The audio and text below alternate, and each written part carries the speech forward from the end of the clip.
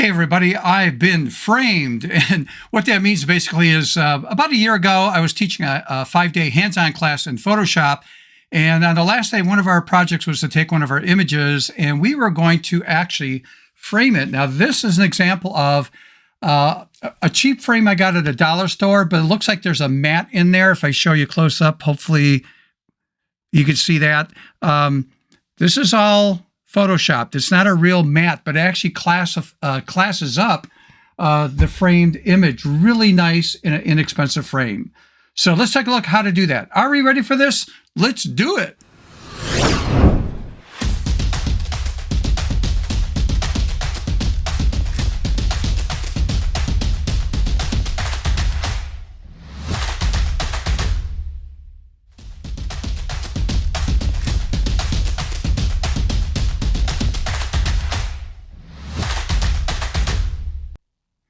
Hey everybody, welcome back to my channel. If you're new to the channel, again, this is dedicated to thinking creatively out of the box in photography and as a photo artist. Before we jump into today's program about getting framed, I had finally set up the buymeacoffee.com/Stephen Photo Artist. I'm going to display that here a little bit later.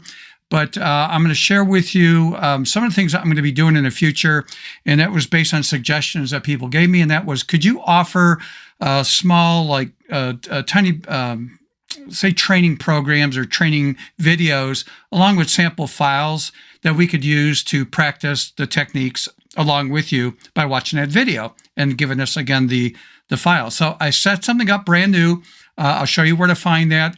I'm trying to keep things as cheap as possible for us, but I appreciate the people that will actually buy me a coffee. In fact, let's go to the website right now. If you take a look at this right here, this is the main page I have set up. Gives you a little information about me, but buymeacoffee.com/Stephen Photo Artist. The link will be at the bottom of my screen, but I'll also show that link in the show notes. Now, when you come to the page, this is where you can actually choose.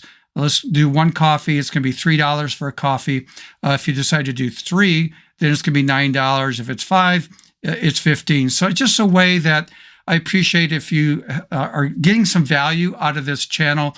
This is a way that you could support it. And again, it's all on a volunteer basis. But if you go to this area called Extras right here, and when you click on this, this is the first item I had created as a digital download. And that is Photoshop matte frame templates. And it's going to be $5. I think that's what I'm going to start out. I want to do things really inexpensive and see how it goes. I don't want to sit there and offer things for $30, $40, $50, that kind of stuff. That way, I'm going to allow you to cherry pick items, and it'll be probably anywhere between $5 and say $10. So anyhow, when you download this, you'll get a folder. So let's take a look at what we're going to get. So I'm going to jump over here to Photoshop. So I'm going to minimize that. And in Photoshop, let's pull this up. When you download the folder, you'll unzip the folder, and this is what you're going to get. There's going to be a bunch of items in there. Number one, this is the sample image we'll be using right here. And this is a training video. It's just under 10 minutes. I'm going to walk you through part of that today in watching this video. Pattern, I don't know if you have the pattern. One of the frustrations I have with Photoshop or Adobe is every time there's a major update, say in Photoshop, some of the patterns or things that you may have loaded or that we've had in the past are no longer there anymore. And we have to reinstall it. So the pattern I use, I'm giving this to you, how to install it in Photoshop. It will actually be explained in this video that you'll get. And then there's going to be 3 template files. Now, if you don't remember what a template file is, it ends with a T at it. In other words, it's PSD T, meaning it's a template format. I'll talk about that a little bit later, but I did an entire video on that a few months ago. But there is a template for a 5x7 print to go into an 8x10 frame. So you can buy a frame without a mat, which is much cheaper, like I did at the dollar store. It was just a simple frame. But I classed it up by using this frame feature I had built probably about 2 years ago or maybe 3 years ago in Photoshop. So I'm giving you that. You're going to get a 12 by 12 mat that will showcase an 8 by 8 print right there. And then also there's a vertical one. So we have a horizontal, square, and vertical. And the vertical is 5 by 7 print, but it goes into an 8 by 10 frame. Now, any of these templates, you can change the size. In other words, if you want a vertical, say, I don't know, 11 by 14, you can actually resize that in Photoshop and use it. So let's take a look at how to build this. So I'm going to grab this. And again, template format means this. You can see the name of this. It's vertical, 5 by 7 inch, 8 by 10 inch frame, PSD-T. If I double click on this to open it up, this is what the file looks like. But notice here in the upper left-hand corner, it's an untitled document, meaning if I screw this up, even if I'm working on this and I'm saving it, updating it, and all of a sudden I realize, oh man, I really botched this up and I can't figure out how to undo everything. I did not hurt that template. I can trash this file, start all over with the template one. So the template file, again, is protected. It forces it to be a brand new document that is untitled, and now it's up to you when you save it to give it a name. So for demo purposes, let me just show you how this is put together. Obviously, this is where we're going to put our image. I'll show you how to do that in a minute. This is the mat. I'll turn this on and off so you can see this. There's a logo you can see down here. It's up to you. It's sort of an embossed type look. You can actually put an image in there if you prefer rather than text, but I can turn this feature on and off if I wish by just clicking on that layer to turn it on and off. But I will use it in the demo here. And then the mat also, we're going to show you how to customize this a bit. But if I expand this, we can see there's different features here that has to do with the pattern and also the color. And this will make more sense as I get into the demo and how to use these templates. So first of all, how do I insert a picture? Well, I need a vertical image, which I have. And if I just double click on this, this is a smart object layer. So it actually says double click. So when this opens up, I'm just going to recommend that you use under the File drop-down menu in Photoshop, come about halfway down to something called Place Embedded. And when you click on this, the dialog box will open up, navigate to find the image you want to use, which in this example is this image that you will get as a sample file if you choose to purchase that video set, and then click on Place. And then you could, once that's placing it in the document here, you can actually resize this if you want, change the settings. But again, I'm going to make sure that fits and just hit done right here. But again, I could have zoomed up on that if I wanted to, as long as you have enough resolution there. By the way, the templates are at 300 resolution, which is way more than enough for printing. And with that done right there, I'm going to, let me make sure that this is filling in that area. And then that's all I have to do is close out of this by clicking on the X to close this out. It'll ask me, do I want to save this? And the answer is yes. You're updating a temporary file. And there it goes. It dropped it right into the frame.